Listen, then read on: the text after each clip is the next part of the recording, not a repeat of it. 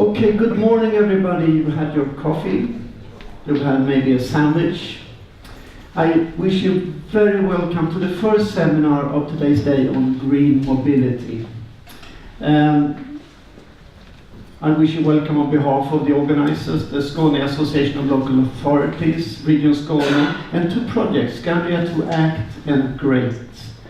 And we're going to talk about policy today.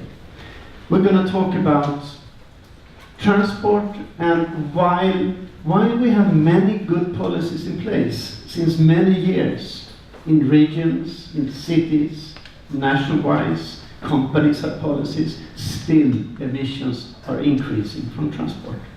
So what are we doing wrong?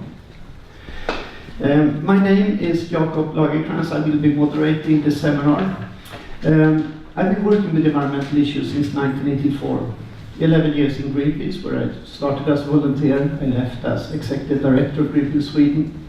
I was chairman of an association in Swedish with the schizophrenic name Gröna bilister, the green motorist of Sweden. And can you be a green motorist? Can you be a green motorist? Yes? No? Greener, very good. It depends, of course, what kind of vehicle you drive, how you commute, if you go by train. Sometimes if you stay at home, just call your friend or your colleague on the phone, then you don't use any CO2 or very little. So of course you can be greener. That's what we're going to talk about. Today I'm in charge of a think tank in Sweden working on the decarbonisation of the transport sector. Sweden has taken a law saying that by 2030 CO2 emissions from the transport sector should be decreased by 70%. That's a tough law. It's a law that all political parties except one stand behind. And that's a great challenge. But we've been on track.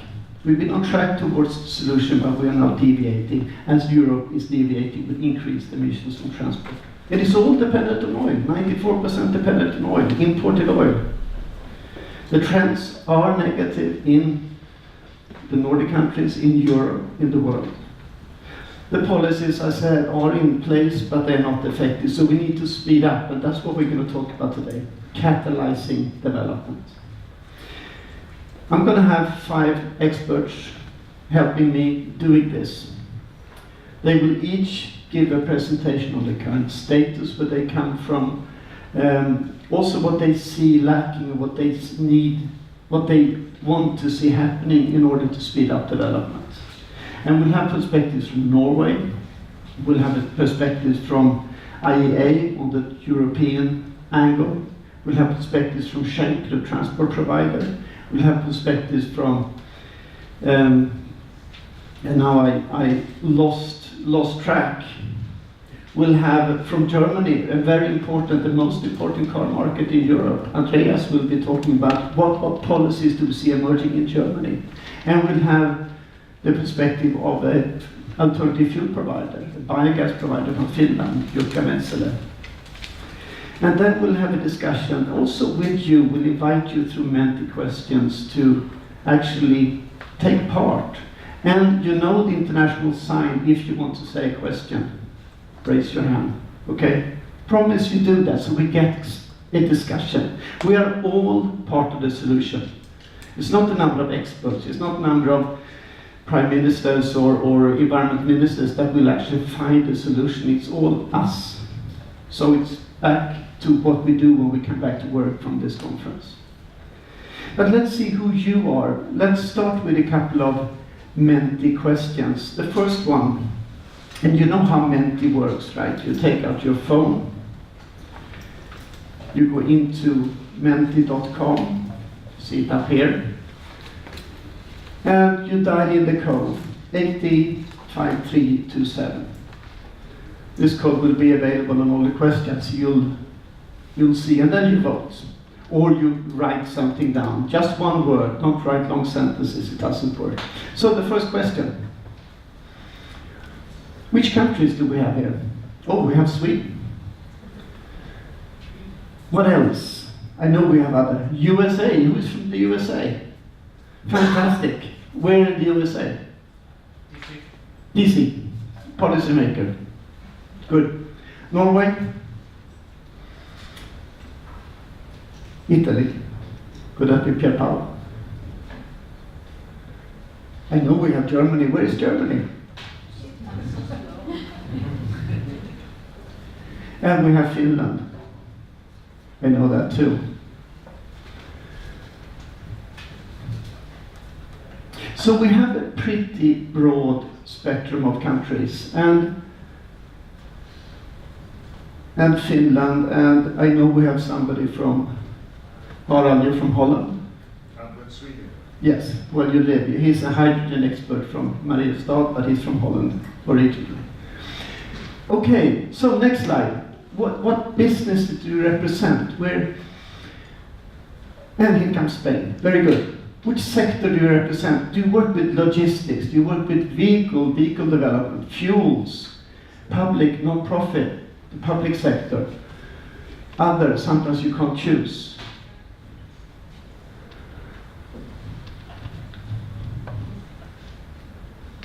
I would say about half of you, a little bit more, come from the public sector.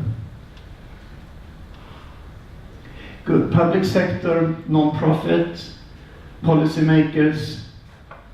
Let's see if by the end of this seminar the responsibility will lie with you or if it will lie with some of the other players.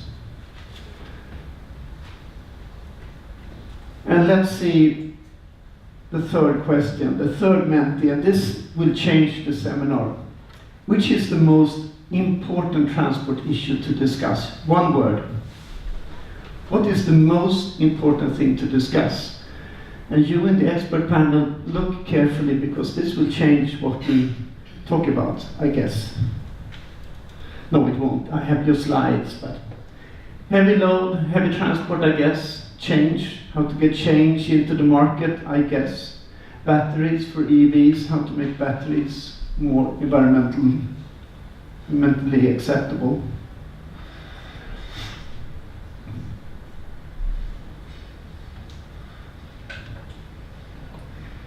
Infrastructure. The bigger the message is, the more people we have there. Life cycle perspective, sustainability, of course, fuel and vehicle first, chicken or egg, behavior.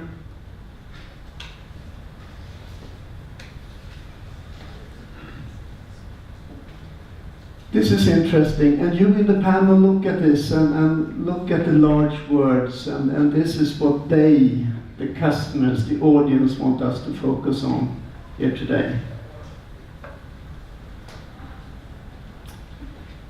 Very good. We are in the right place. Your slides will work. I've checked all your slides. They will work with what the audience is saying. Okay. Now I invite the first speaker on stage, Erik Trygve Bø from Norway, from Akershus. You are the head of the Committee for Planning and Economic Development in Akershus. Yes. You are a world leader. Number one in skiing, number one in electric vehicles. And it's really going to be interesting to see. I mean, you took a decision in Norway to become number one in electric vehicles only 8 years ago. It was very slow in the beginning, and now, well, how big is the sale of EVs in Norway today? We'll see. We'll see. Over to you. Thank you. Thank you very much. Thank you very much for the invitation. Good morning, everyone. Yes, I'm from Akershus, and here I switch this. I'll give you an introduction to what we're doing in Norway, and especially in Akershus. We get cleaner transportation. This is Akershus County, surrounding Oslo. We're soon to be a larger region, but we're still at that size.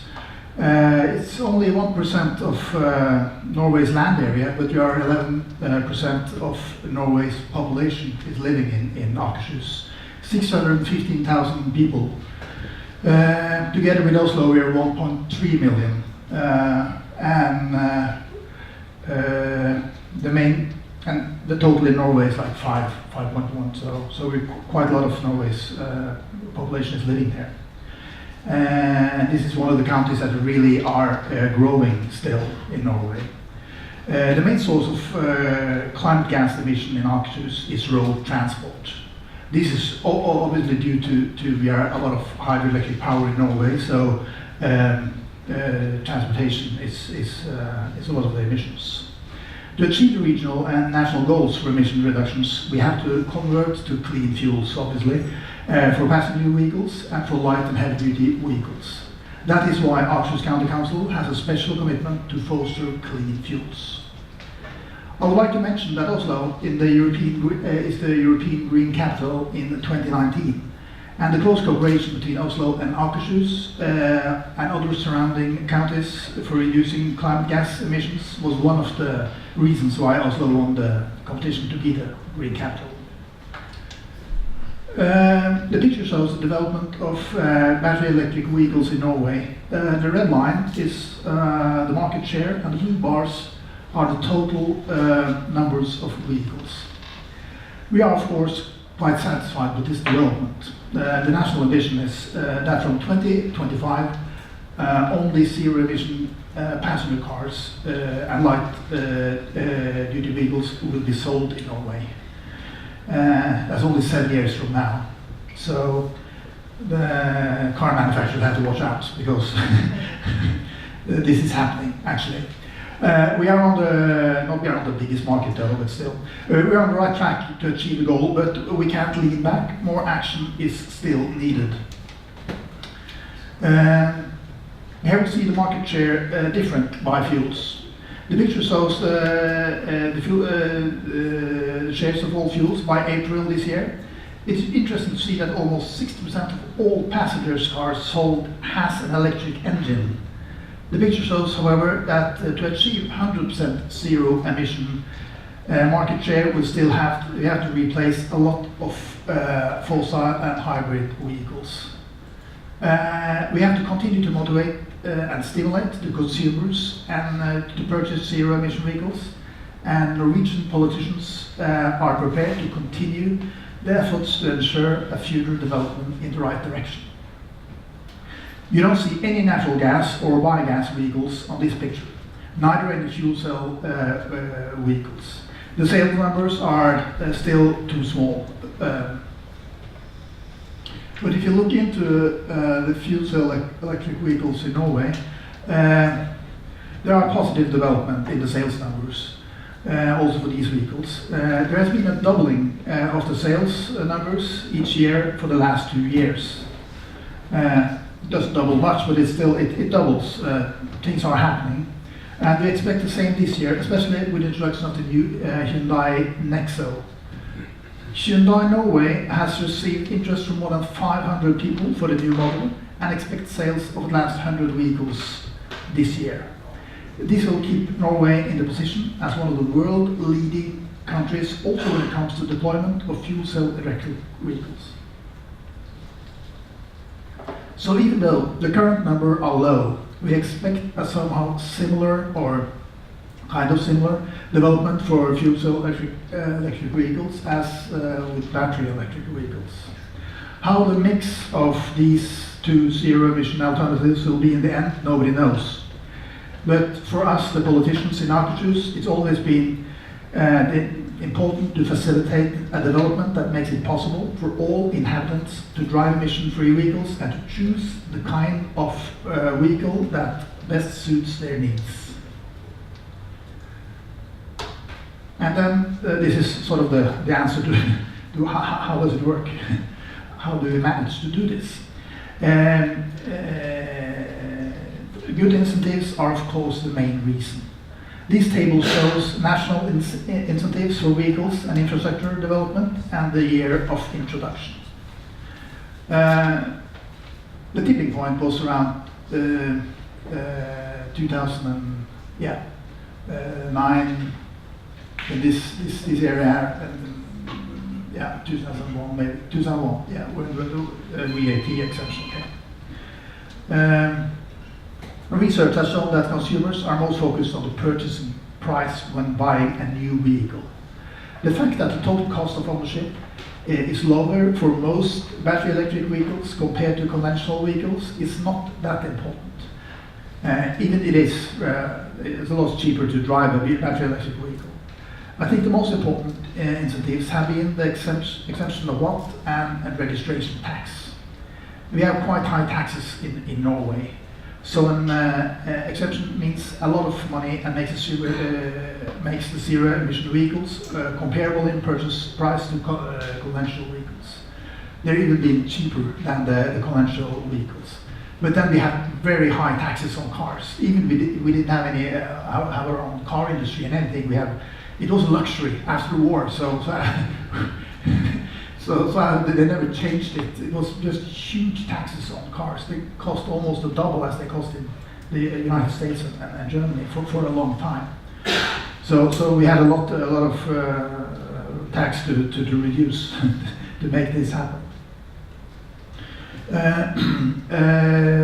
Other important incentives in the large city areas are the access to the bus lanes and the exemption of road toll. Besides the incentives, I believe there are some other factors as well. Norwegians are open for testing new technology. We are a rich country. The government can afford the cost of the incentives, and the consumers can afford the high vehicle costs. And we have, as I said earlier, 98% electricity from clean hydropower. And also, the politicians have agreed on the long-term incentives and ambitions across political parties. All political parties in Norway agreed on this, making predictable development both for the industry and the consumers. It should be mentioned that battery electric vehicles and fuel cell electric vehicles have the same incentives. For battery electric vehicles, we now see that some incentives are being reduced as the number of vehicles are becoming quite high. The bus lanes are just jammed with battery electric vehicles, so the bus doesn't get through. So we have to do something about that, obviously. But for fuel cell electric vehicles, the incentives will last until at least 2025, or a total number of 50,000 vehicles. Road transport accounts for 70% of the emission in Akershus. That's why we have done several actions over the last years to foster the development of clean fuels. We have supported recharging stations and hydrogen refueling stations. We have developed a hydrogen strategy together with the city of Oslo with a commitment to facilitate the development of hydrogen transport. And as part of the action plan, we support hydrogen taxis, municipal hydrogen vehicles, hydrogen buses, research and development projects, and we participate in several national and international projects. So in Akershus, we work hard to facilitate clean transport in our own region. However, transport is trans-regional and transnational. That's why we're here today. Cities and regions have to work together to solve the challenge and to make it possible to use clean fuels together in the transport corridors. You are a world leader in fast talking.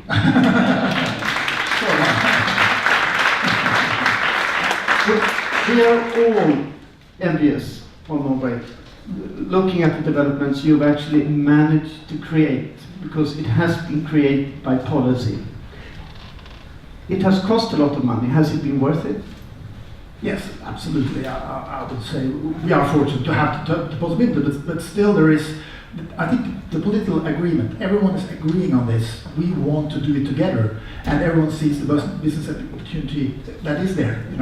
There is a possibility to develop a green economy. We have a black economy, and we need to develop a green one. And we have all these oil engineers running around, and then they see the opportunity. So we want to do it. You talked about the purchase price of an electric vehicle. I heard when I was in Norway last, people really are aiming to buy electric vehicles. I think in March, April, more than half of all newly sold vehicles were chargeable vehicles, more than 50%. But the waiting time is 1 year to buy an e-Golf, or half a year for a Leaf. Yeah. And that must be holding people back. Isn't the car industry understanding this? I don't know.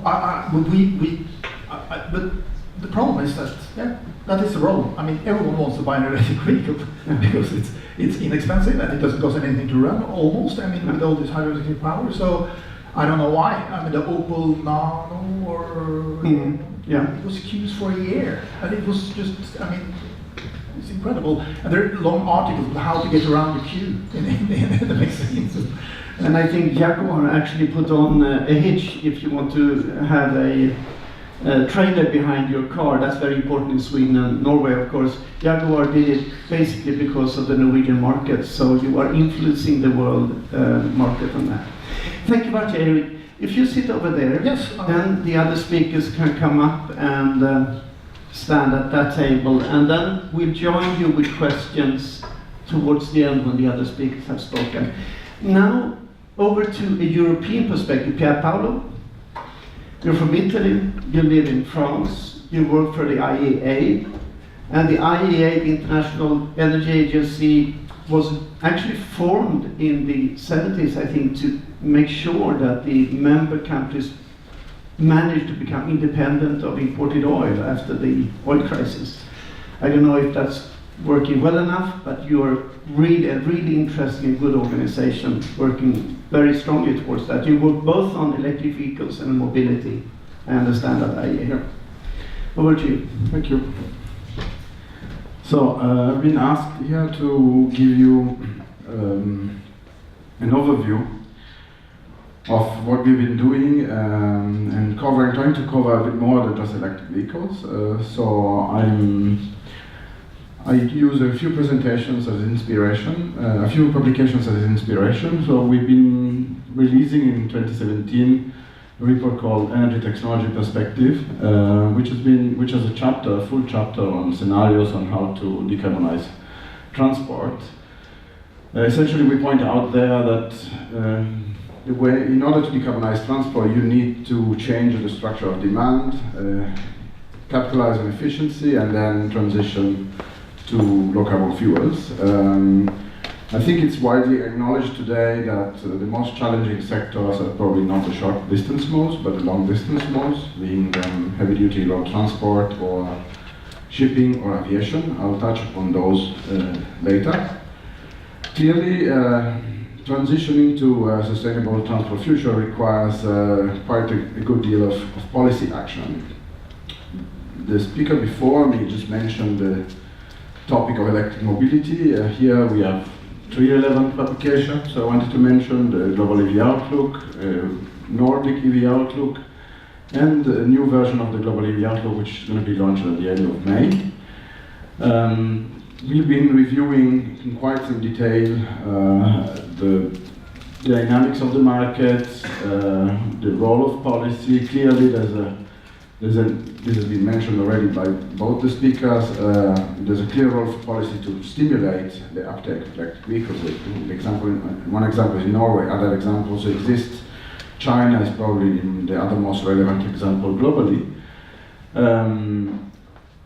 The solution of electric mobility in our scenarios is something that is applied primarily to short distance modes or to modes that can have like frequent recharges. I'm thinking in particular about urban buses. So in our scenario, electric scooters, electric cars, and electric urban buses take a significant share of the market in the low carbon developments. Here you have the development of electric vehicles so far after 2016. In 2 weeks we get the 2017 bar there. If you compare this with the level where electric mobility is supposed to get, you see that we're still dwarfs in terms of amount of electric vehicles that need to be rolled out. The top line there is consistent with a scenario that we call B2ES, well below 2 degrees, so kind of aligning with the Paris Agreement ambition. And then there are a range of other scenarios. And one thing is interesting, the 2 black bars, that is where OEMs, or original equipment manufacturers, say they will be in 2020 and 2025 according to their own targets. So the update of these shows that the top line, so the OEM targets has been going up a little bit and now touch the upper line.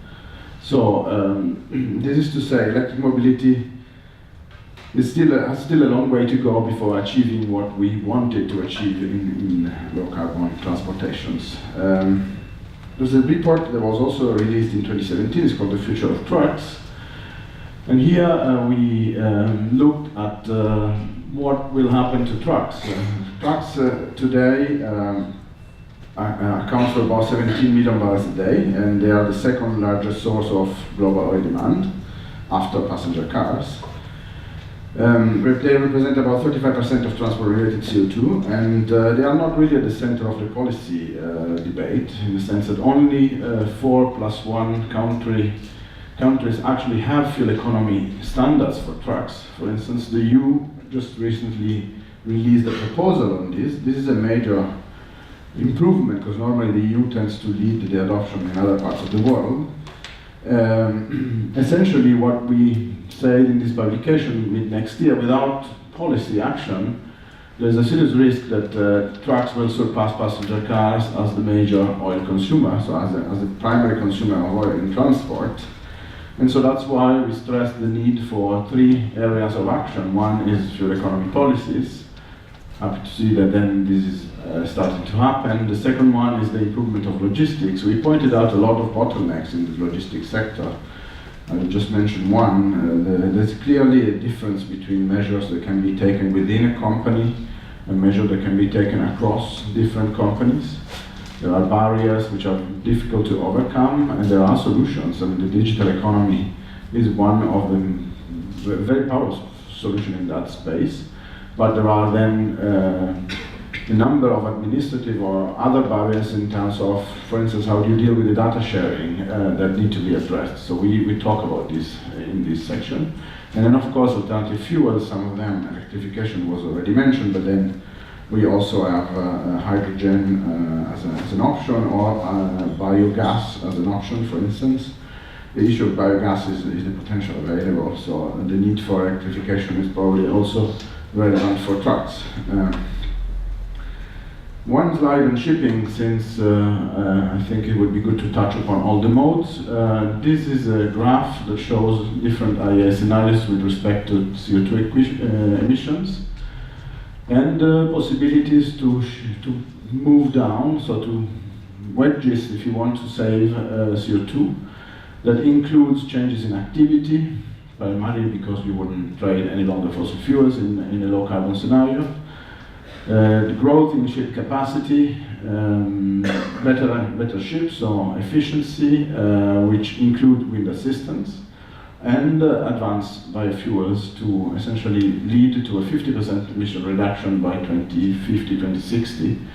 This is also included in a paper we had for the IMO. The IMO actually took this paper was actually quite influential for the IMO decision to aim at 50% reduction in the 2050 framework or more when it comes to shipping emissions. Things we didn't cover here, and I think should be mentioned, are zero carbon fuels. There is very good work done by the University College of London, for instance, on the role of ammonia as a shipping fuel to decarbonize shipping. I just wanted to flag it here. One more slide on aviation, then I'm done.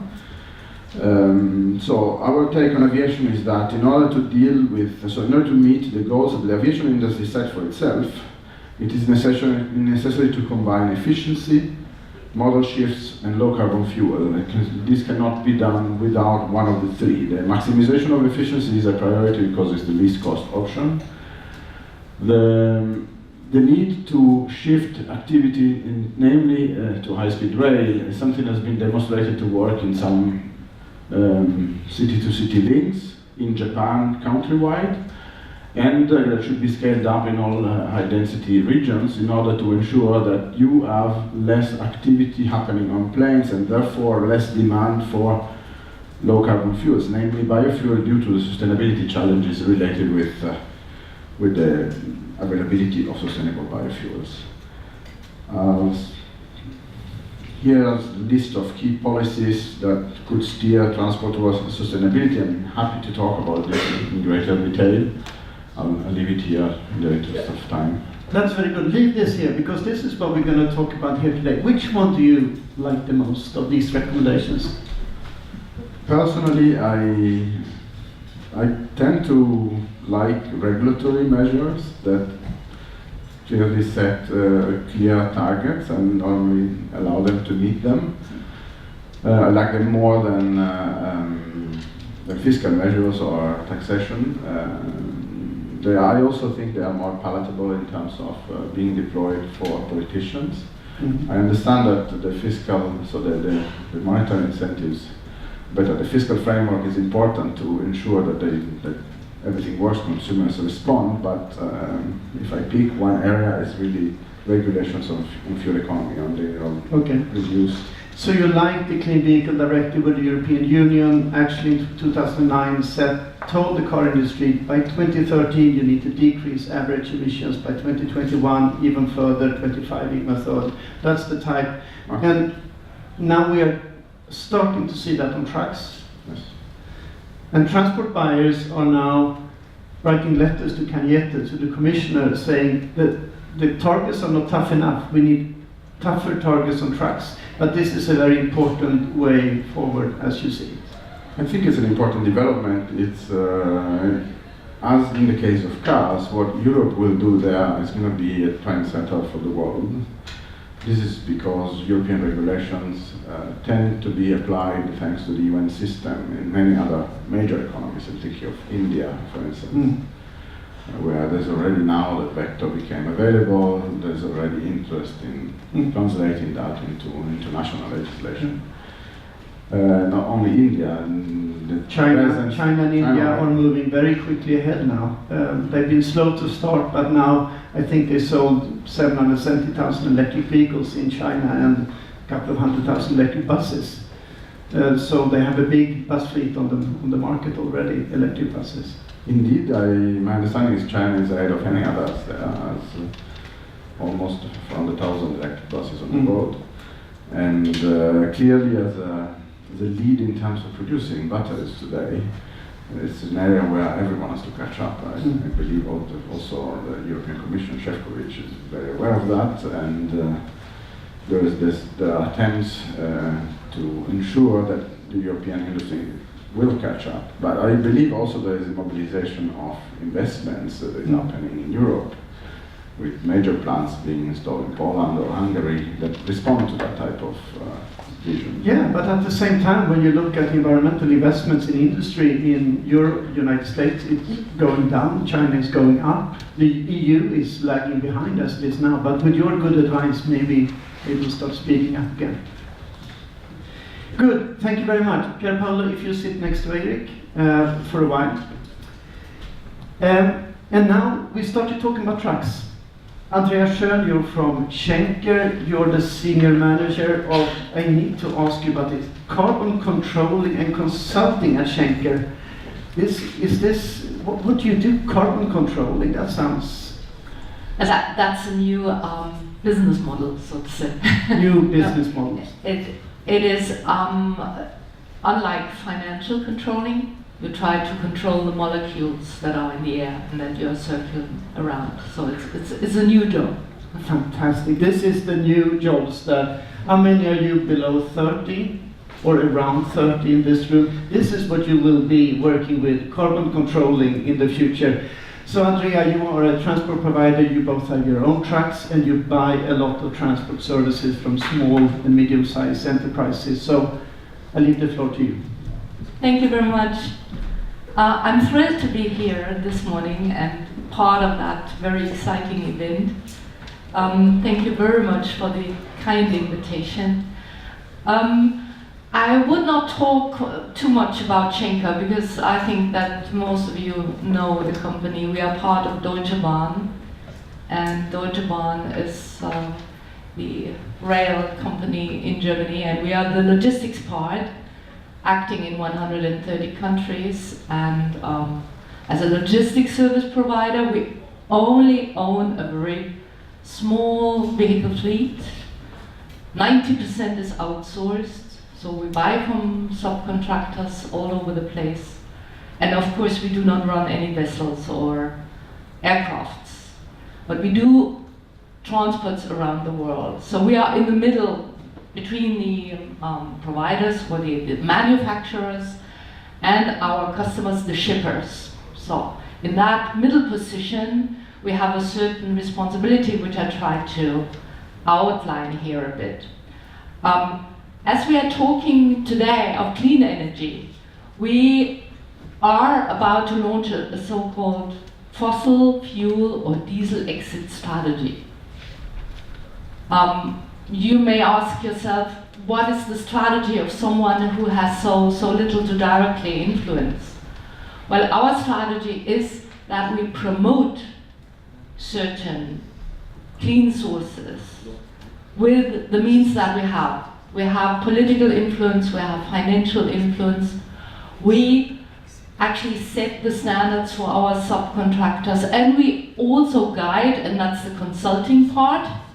In my job description, we consult our shippers on transport patterns that are most sustainable. That means not only looking at costs and lead times, but at the same time always integrate CO2, the carbon impact. And that, of course, is a very, it's easy to show, but it's a very heavy stuff to change the transport pattern of a shipper. We can perhaps discuss that later. So quickly, what we can do? We need to go ahead with our own small fleet. And we want to try electricity, and we want to try, apart from biofuels, we want to try hydrogen. Biofuels, we do a lot. Most of you know, perhaps because you are from the Nordics.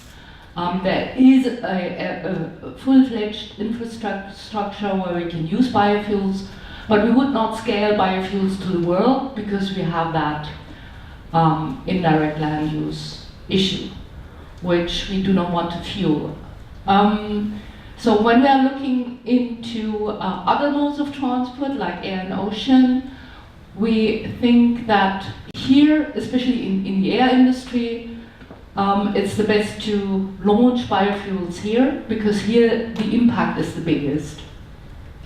In ocean, we're looking into LNG at the moment as a bridge technology, but we all know that LNG, in the final analysis, it's not only fossil, but also may have a higher carbon impact, and certainly has a higher impact than HVO. But HVO is pure dirt, it's waste oil. We cannot burn that any longer. So as a bridge technology, it's LNG, and then it's PTX, power to liquid or power to gas, electricity based, and electricity, of course, on renewables, the sun, wind, and water. Next one, please. Well, I think you use the pointer. Oh, I need to do it myself. And you choose, yes.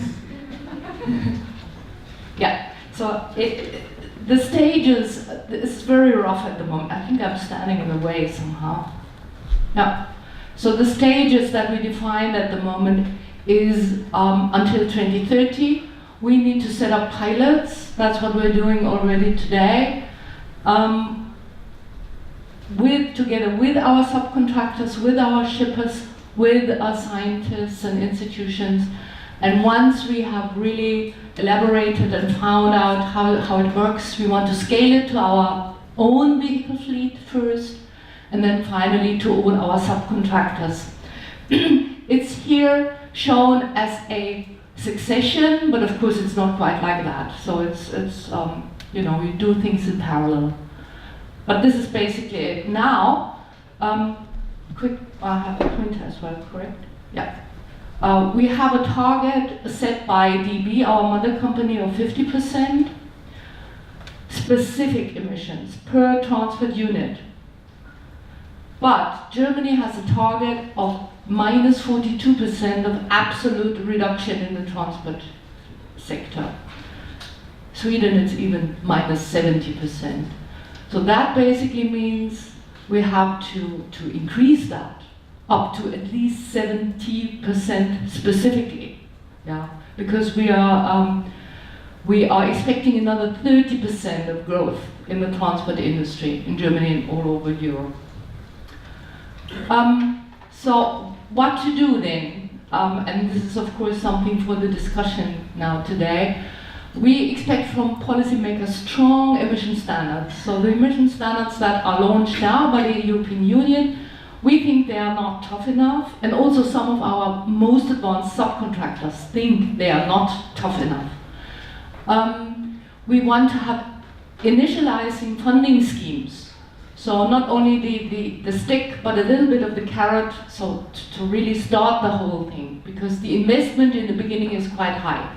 For us, although we are a big company, it's quite high. It's 50 to 100% more than an ordinary truck.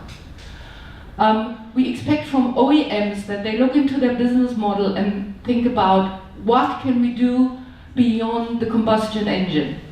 So they're still, at least in Germany, they're still very much sticking to the combustion engine because they have the machinery and maintenance and everything, and we know that, yeah, to getting out of it means a different business model.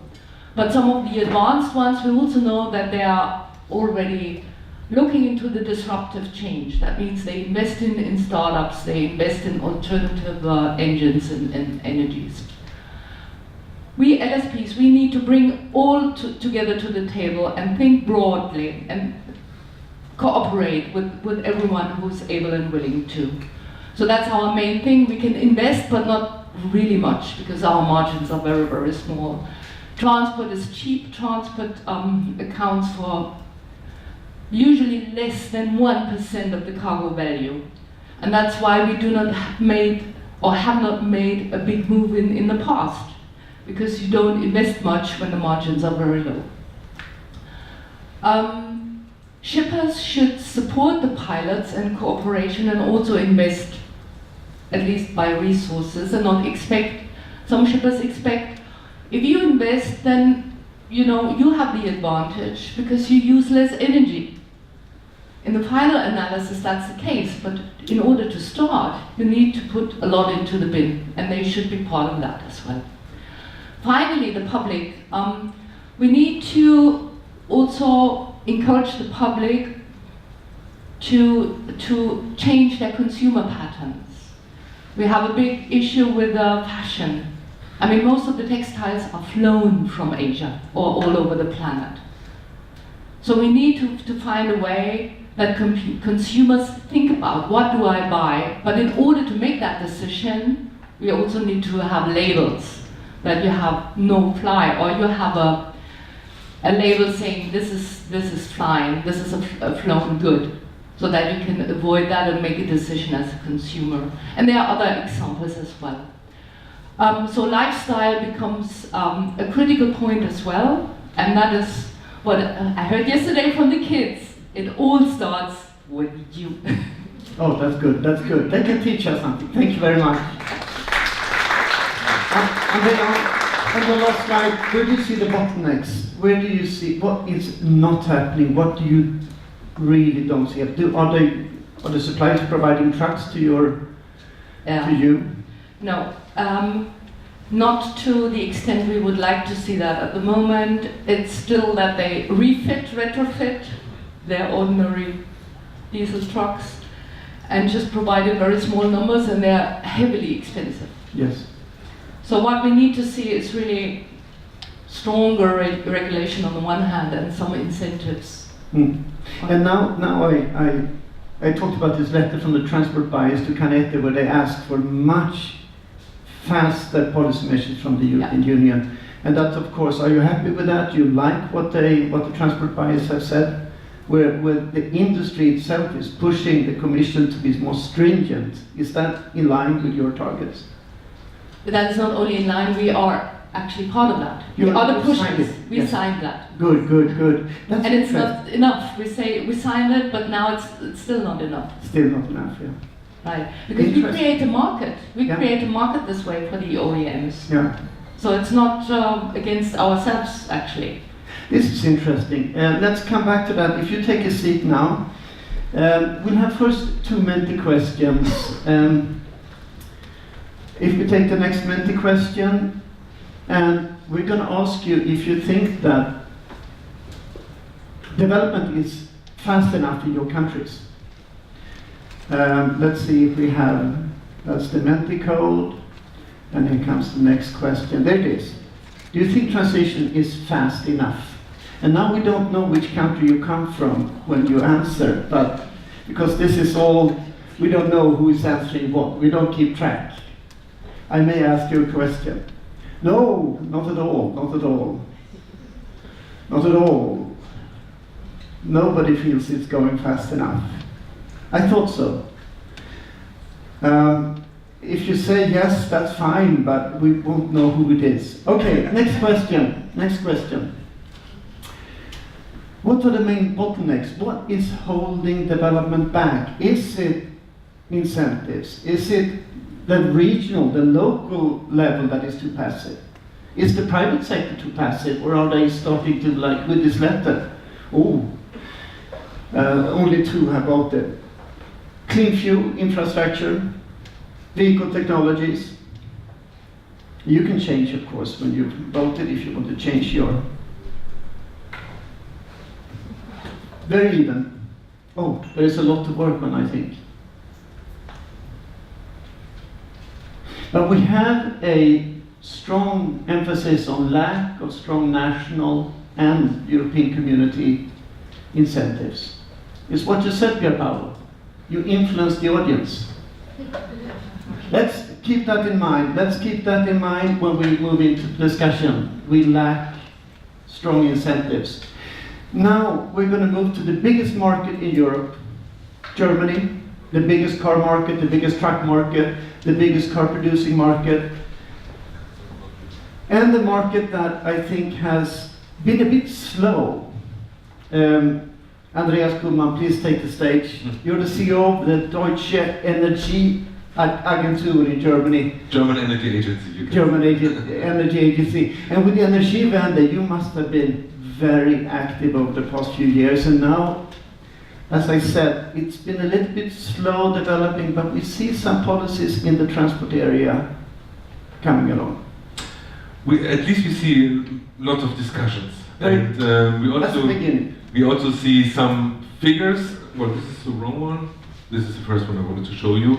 And well, indeed, maybe this is some kind of hope what we see here. These are all the well, alternative fuels in Germany over the years. And you can see, oh, 2017 it looked much better, and 2018 is somewhat on the track as well. I mean, if you compare that, the numbers, it's of course still very frustrating.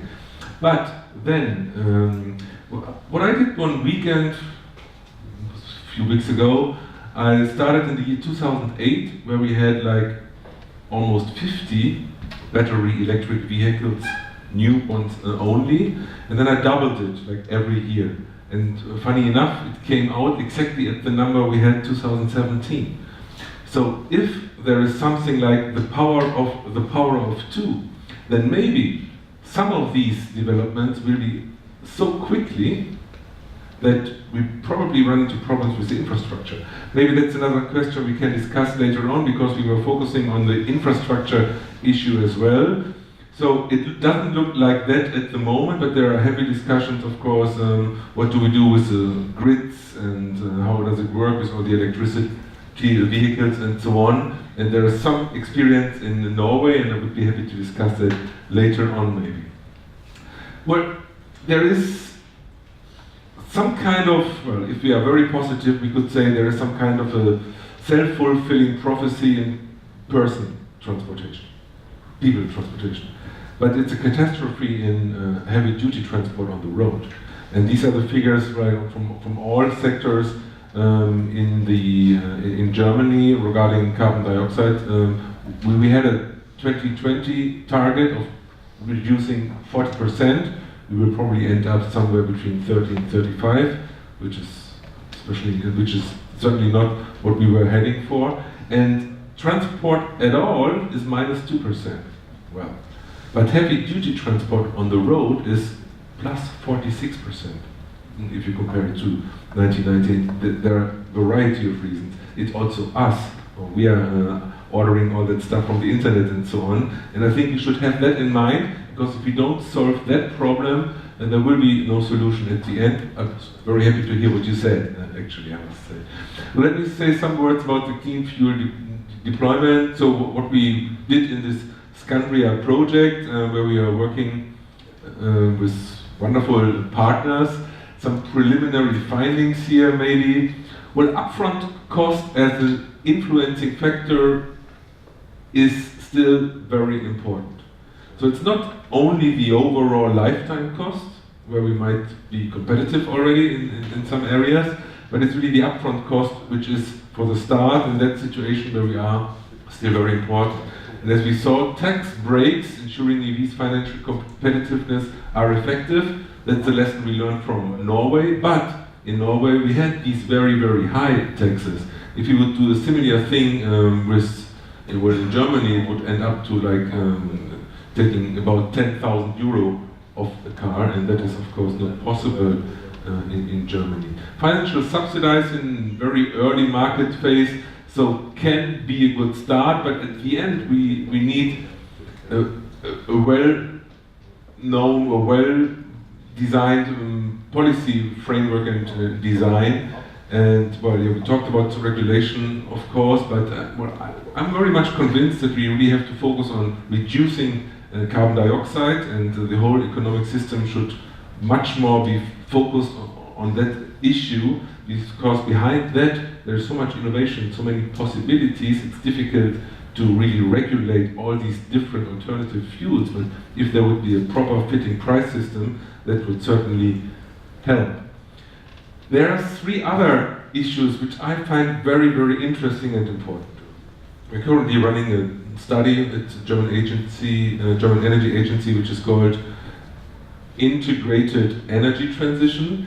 And what we see is, well, there is something about new business models. And these new business models are very much, and I take the next one together here, very much interwoven with other sectors.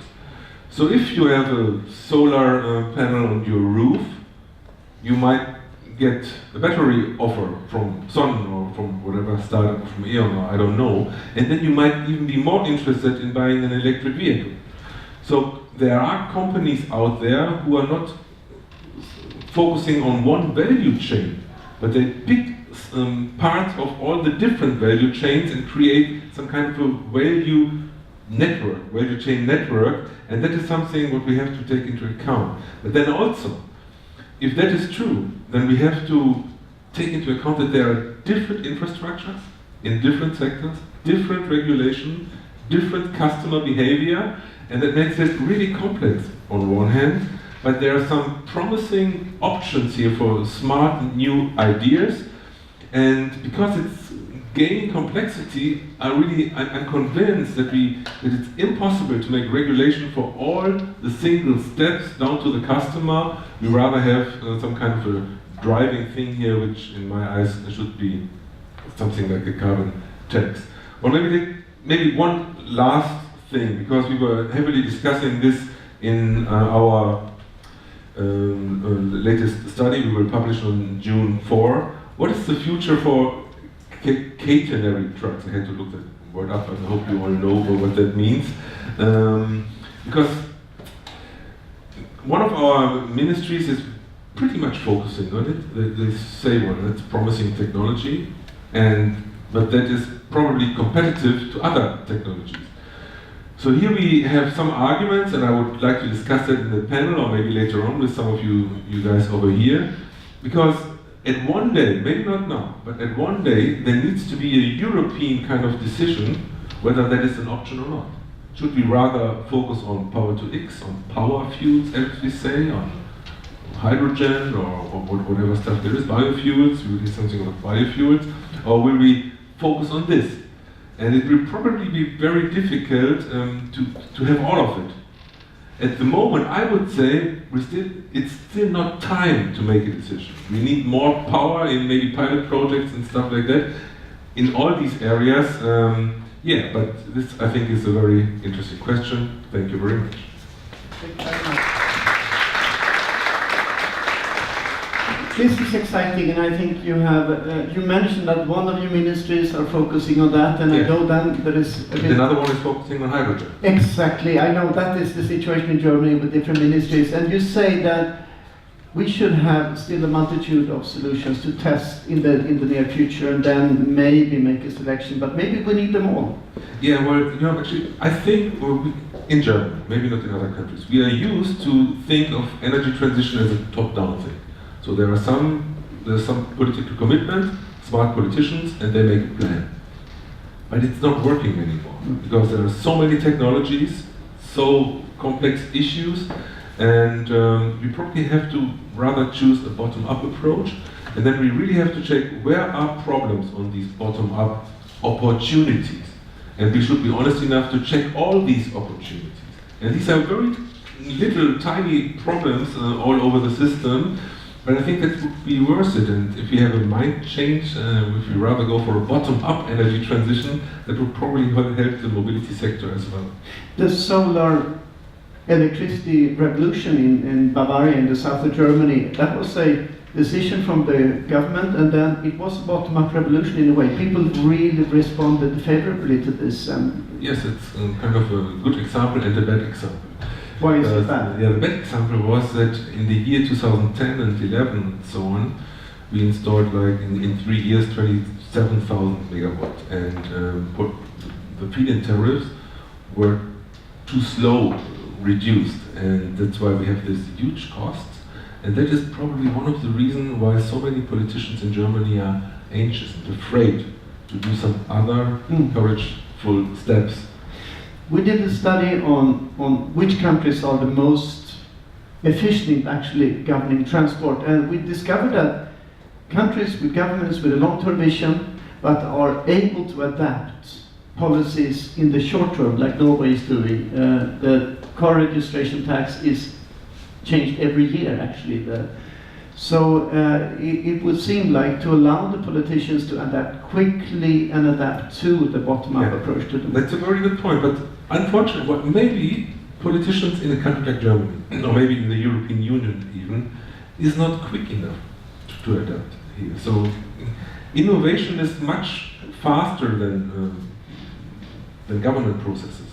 We're not going to get into politics here, and China is not a democracy, but they have decided this is the way we go, and they invest a tremendous amount into solar energy and clean development, and maybe taking over the market, we'll see. Maybe that's what we'll discuss in the short while. Thank you very much. Take a seat here. Yes, you can bring the chair over there. We have talked so much about electricity, hydrogen, and what about the good old biofuels? In Sweden we have about 24% of the market, the transport market is biofuels. And one of the most interesting players in the biofuel field came from Finland a few years ago. Jukka Metzler, you are Vice President on biogas development of Gasum. You bought Swedish biogas, was it, a few years ago. And you've been a very strong mover on the biogas market in Sweden when the rest of the industry was hesitating a little bit, or just waiting for somebody else to come in, so the market became bigger. So, give us your take on the transport sector.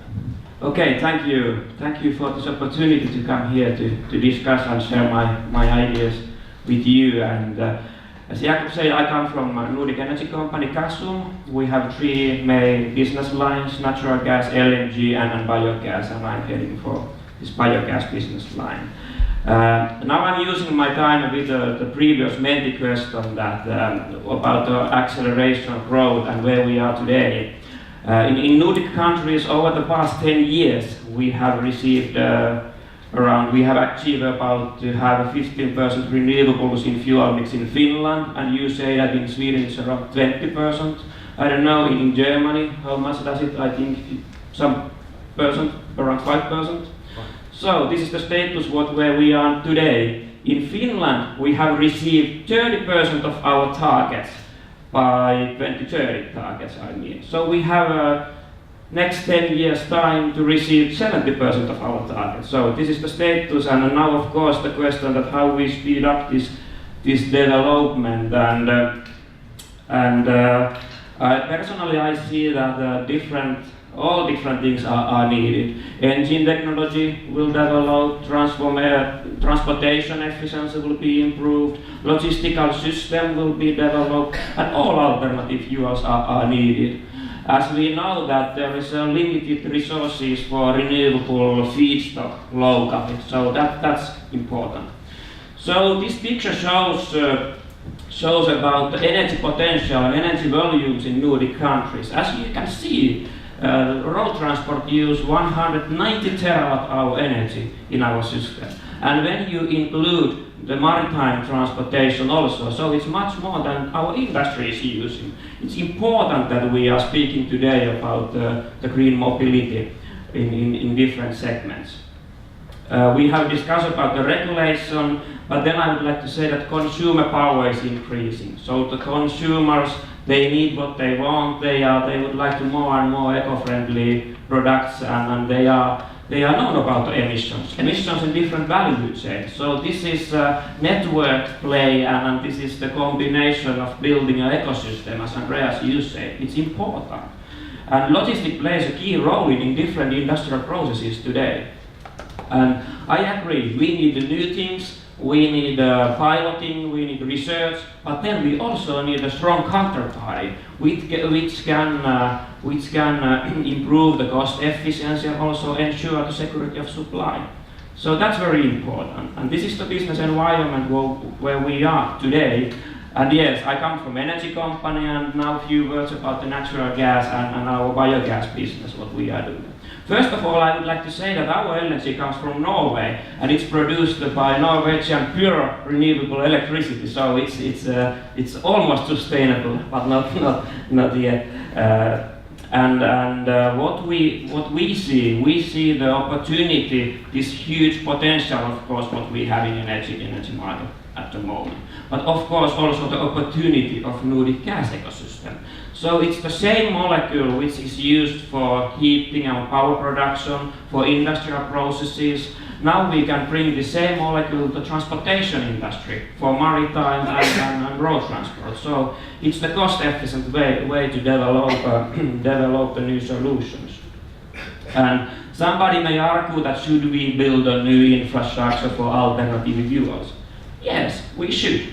We have to do that. Because we don't speak about a €1 billion investment in this infrastructure. It's more €1 million investment. As I said, the same molecule used in new segments. So that's important. And of course, what's happening now is it's nice to see that car manufacturers, they are bringing new models in each segment. There are new buses, new passenger cars, vans, and also the heavy-duty vehicle based on the gas. And it comes really to market demand. They are not developing these kind of systems and solutions if there is no demand for that. And then finally, about the biogas business, as Jakob said, yes, we are developing biogas business, and we are investing heavily on that business. And I see really the potential for local feedstock, what we have.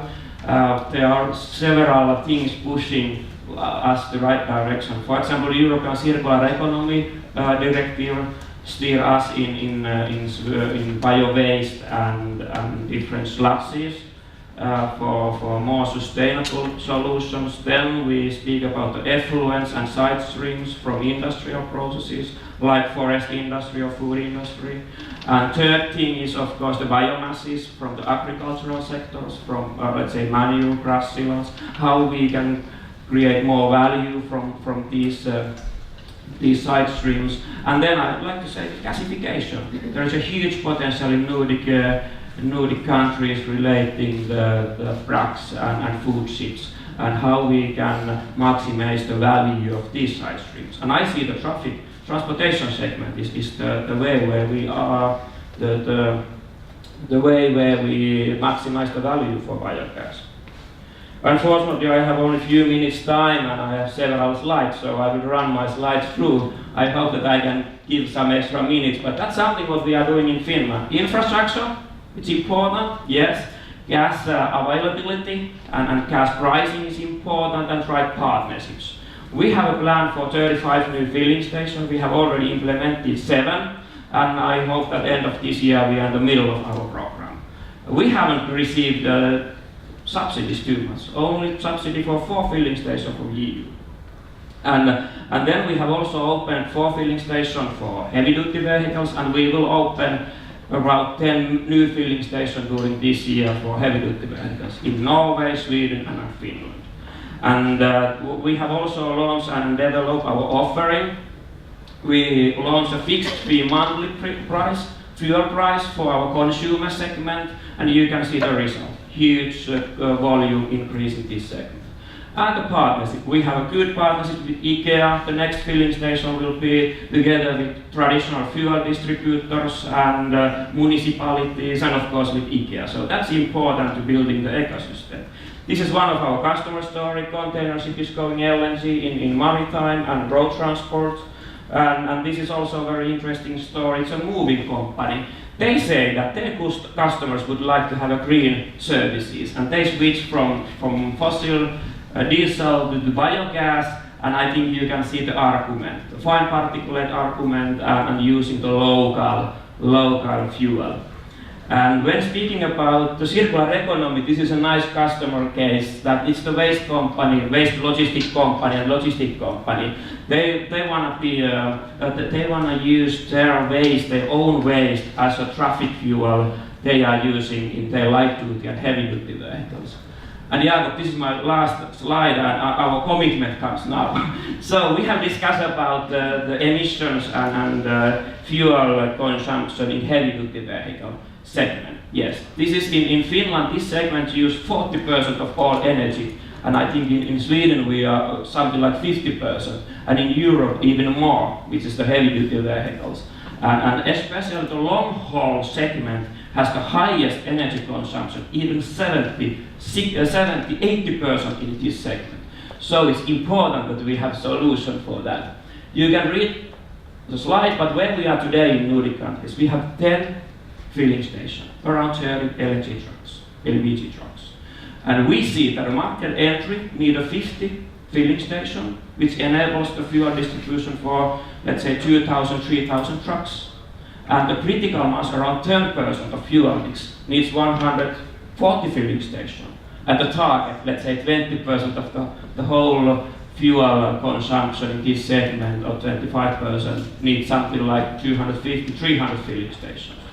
So it's not a huge investment, and we as a Gasum, we are committed to build 50 filling stations here. And after that we will increase our filling stations when the market is coming towards the critical mass. Good. Sorry using 2 minutes extra. Fine, thank you very much. And you actually have the truck producers with you finally. Finally, the large producers, Iveco was first, and Scania, Volvo, and I guess the German manufacturers also coming onto the market with LNG, LPG trucks. In this country, 82% of all the gas that people use, that the transport industry uses, 82% is biogas. Yeah. So you have what you see as a problem. The EU is in favor of gas for heavy transport. The market is, the models are there on the market. The customers, as you showed, are starting to accept it. I would like to say that I don't see too much problems now. But of course we need a predictable regulatory framework, and that enables us to invest in this industry. But of course, how we would like to speed up and what is our ambition level, of course we can have more incentives to do that. And to be faster. But I would like to say that we speak about the regulatory, a lot about the regulatory environment, but when building business, I would like to say that the consumer and customer demand is the most important. Yeah. And I think I had already good example about that. So we have to start run, we have to start invest, we have to start build different kind of ecosystems. This is an impatient company. Very good. Here is a chair for you. Now, one last minute question about the policy debate. Now we're going to move into the debate. And the last minute question will come up behind me. And basically, what is most important of all the policies? What will be a realistic and efficient policy instrument to accelerate the market uptake? Is it to improve the benefit system for companies buying clean fuel vehicles? Is it to introduce tax breaks and purchase bonuses on clean fuel cars? Is it to ban internal combustion engine vehicles, as has been discussed in the media? Nobody's really planning to do it, but limit at least the older diesel vehicles in German cities could be a case. Introduce city tolls, tax on all fuels. Let's see what you say, and then we move into the discussion. Why do people answer? Oh, here we go, Pier Paolo, they like taxes. But before, the audience liked policy measures needed from the EU and countries. Let's start with that. That was the overwhelming majority. Sit next to the others. Okay, sorry. It looks like you have a different point of opinion, and you don't. First reaction, people are really shouting for stronger policy measures from the national governments and from the EU. Any comment on that? What do you say? Hey. I think you have a very good point with the complexity. I think the complexity of this, all these new energies and all these new technologies, is for the politicians, it's quite difficult. I had a very emotional speech about biogas in the county council the other day, and a young environmental keen politician from another party said, "Oh, so that's a new buzzword," and you know, it's difficult because there's so much to comprehend, to understand. I think that's one of the. So decide upon some robust, good policies that, and I think this one with tax and all fuel, you know, so you have to tax the use of the different kind of fuels. I think that's the only way to really to get hold on it. Is that happening in Norway? We could reduce the tax, but other places you have to raise the tax on diesel and gasoline and stuff like that. And bonus malus. Yeah, malus, yeah. I think we have to understand the energy. We need energy in traffic and transportation segment, and energy is a volume business. So, and I think we have already agreed that we need a different alternative fuels and different new things to reach these targets. And I would like to say that it's important that we achieve the critical mass for different solutions. I think your presentation from Norway was very good relating to EVs, for example. Critical mass is really needed. Then comes the market after that. Andreas? Well, I fully agree about the economic framework conditions, certainly. That it might take some time. So that's why I believe that regions and municipalities are very important at the moment. Because they really can, I mean, they might have more courage to do something regarding, I don't know, London, Oslo, Stockholm, and all these cities who have already some kind of a city toll. And then we have to study these examples and or what you are doing over there and scale them up and talk to the politicians and tell them, you know, this is a potential. The customer is not, you know, blocking the streets like for demonstrations like hell. They accept it somehow, that things are changing. And we need these experiences. Just maybe one funny example. A few years ago, in Germany, it was forbidden to smoke in restaurants. And there was an uproar in Germany before the law. But just a few weeks later on, everybody loved it. So we need to encourage politicians by experience, and we need to better talk about those things probably. Pier Paolo. I wanted to say, I think there's no doubt that the taxation framework helps directing investments in the right areas. But we also, I mean, all of us live in Europe, and most of us, and the taxation on fuels is the highest in the world in Europe. So I think to a good extent we're doing that already. And so the next level is taxing vehicles with this bonus malus, as it was mentioned before. I think that's interesting because it goes into a space of basically having a capacity to promote zero emission technologies more than others.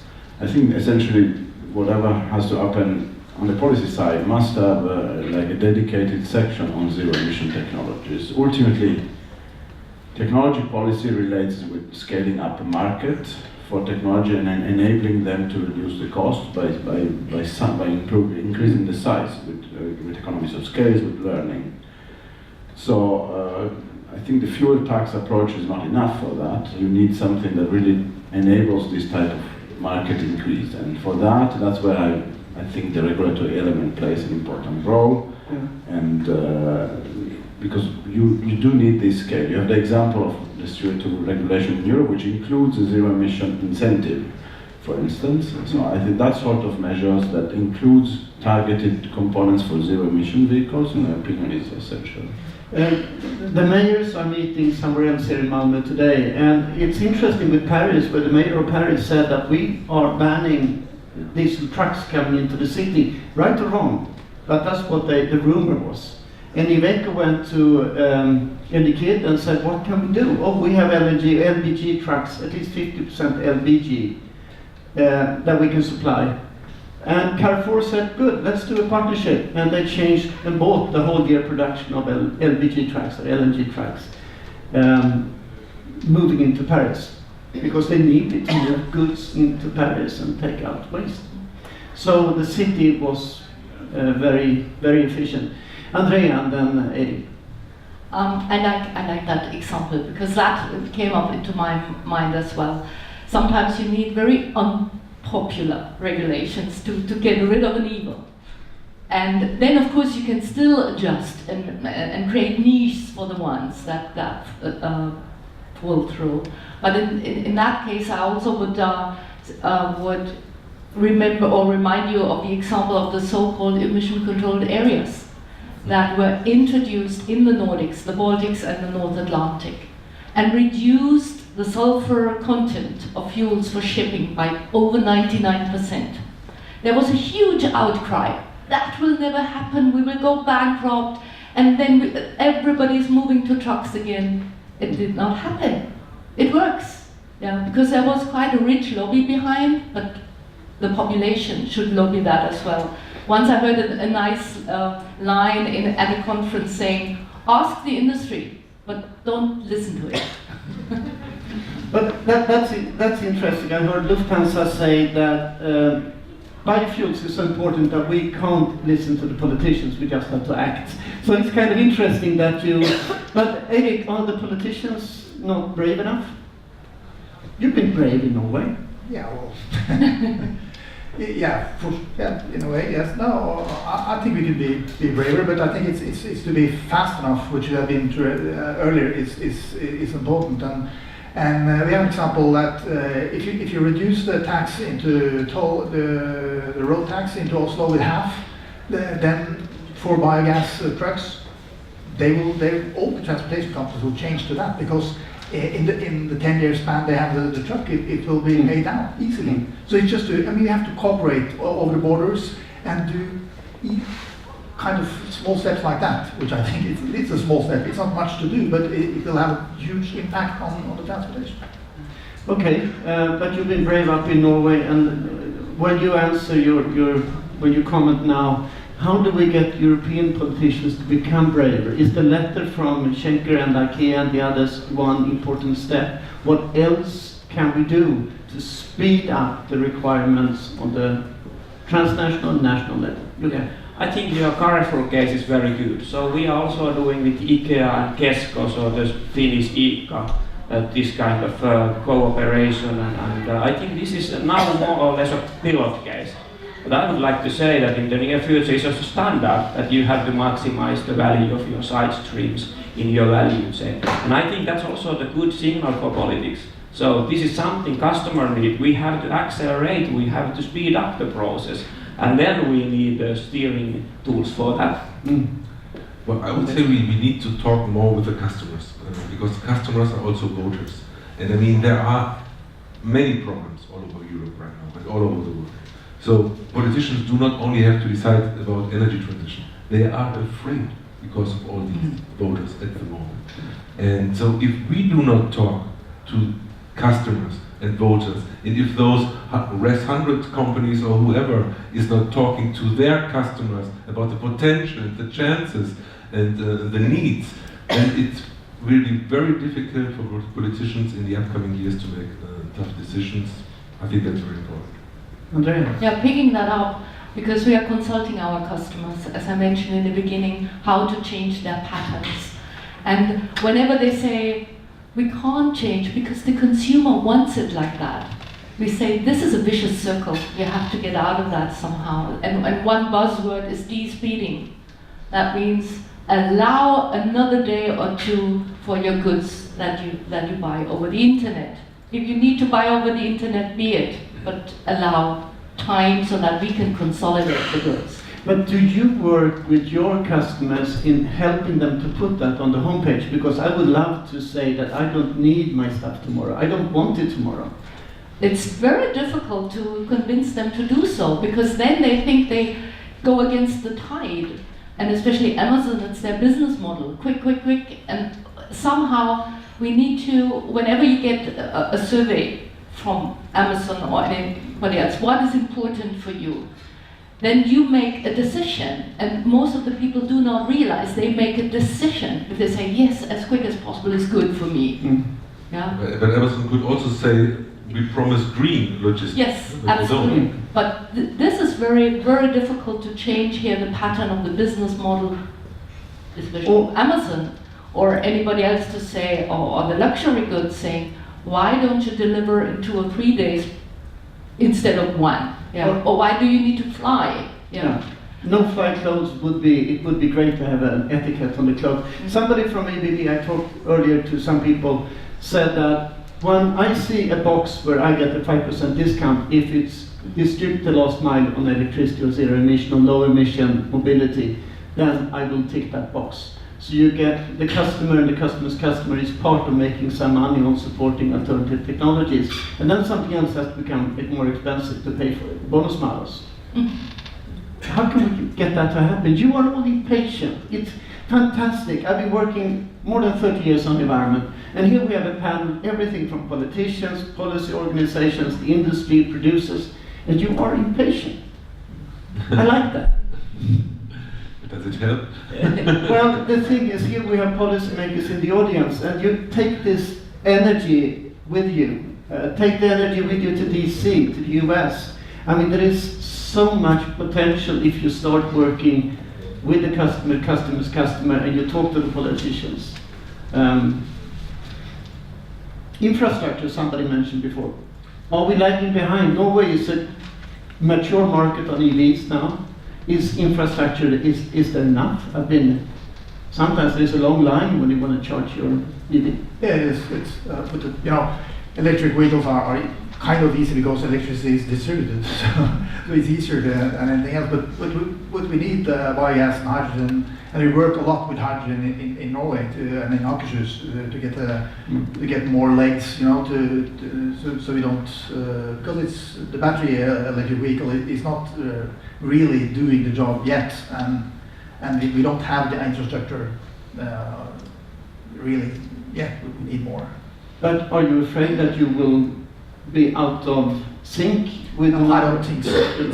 It's the critical mass which we're talking about. It's so huge now, so everyone is doing this because that's what you do. You buy an electric car. That's what you want.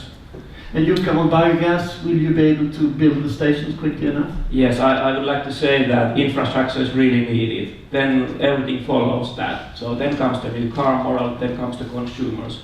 So are we able to build all these filling stations? I would like to say that we are very hurry now.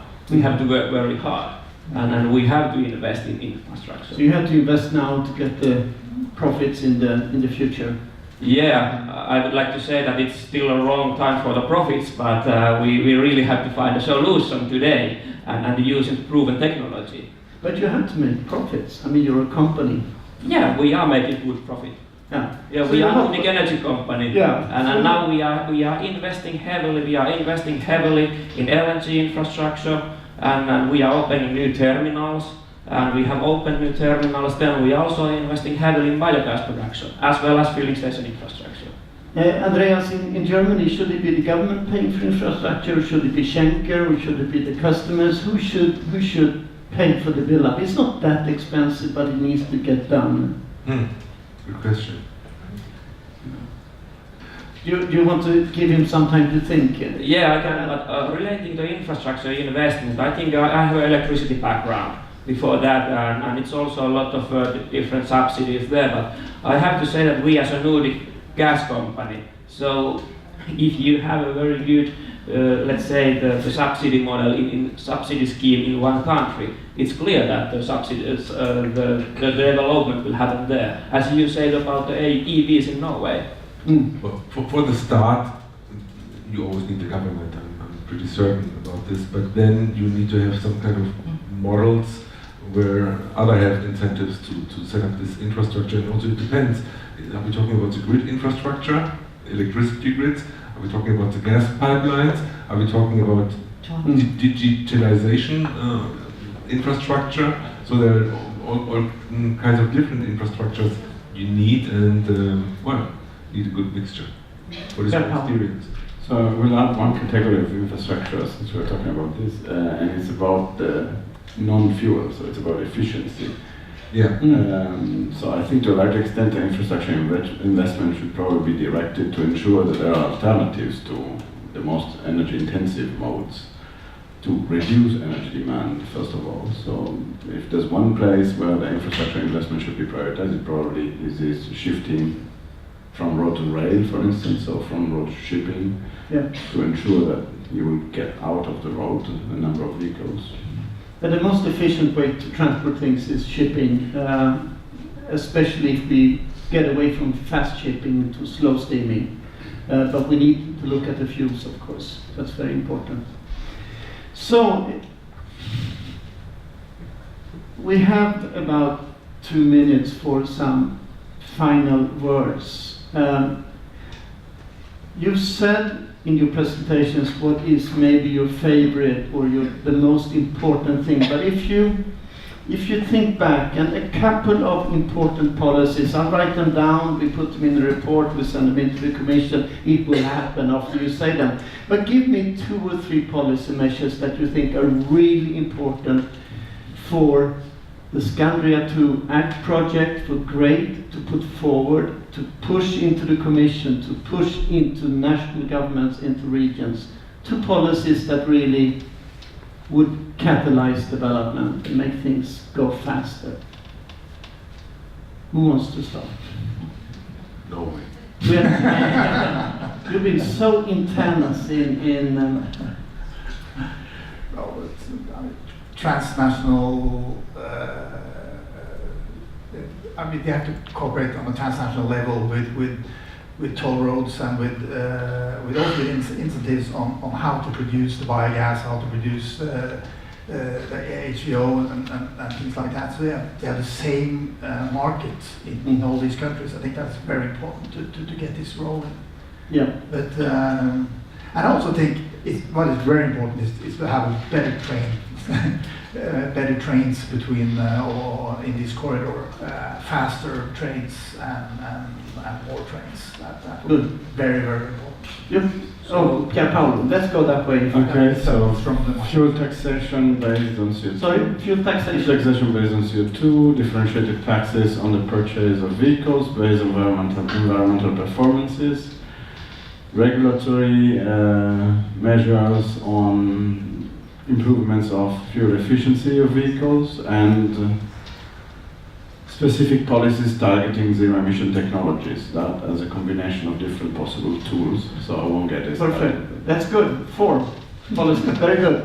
Andrea. Yeah, and adding to that, strong, uncompromised standards with a clear roadmap.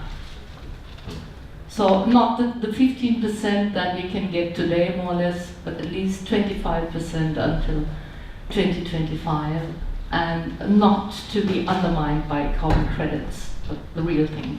But the Parliament and the Commission has talked about the clean mobility package and the legislation, and they're saying that we'll have a 12% efficiency increase in transport by 2030. We'll have 12% biofuels by 2030. You want 25% by 2025. So you want them to be more than twice as efficient, or yeah, heavy. because there are studies, it's possible. Good. Yeah. Good. Well, Great. we did not talk much about efficiency standards today, but they are very important. Very important. We should not forget that. Second is tough standards. I fully agree. And the third is, I think, be open-minded for these bottom-up potentials. Do not focus too much on just one technology. And where you could start with the RED, for example, where you have a much higher focus on electricity, but maybe not on power to X and things like that. Yeah. I think for the moment we need all these little flowers growing. Very good. And you can. Oh no, it's a challenging part for me after all this. Exactly. Yeah, I don't know what to say more. Maybe I try to summarize. So if we have a predictable regulatory environment, so enables the investments. I don't mean only the infrastructure, but also all the development. And relating to incentives, I think incentives, we have a tool pack, plenty of different tools in this pack, so we should have incentives for accelerate the demand for these solutions. So, Very good. Thank you very much. The energy, the good ideas, the interest of cooperation between different parties, that gives me hope. Thank you very much. The next seminar starts in 50 minutes in here. Yeah. It's ABB. thank you. Thank you.